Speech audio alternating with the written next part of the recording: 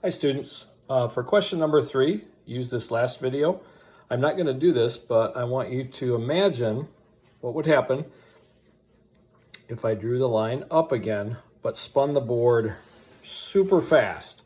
Like I've seen some of you guys take the whiteboards and spin them. This isn't as slick, this board that I have. So if you spun the board, which represents the Earth, counterclockwise, draw a picture for question number 3, how that line might look different. Okay, it's going to curve, but how will that pattern look different? Imagine if you would spin it real fast as you're trying to draw it straight.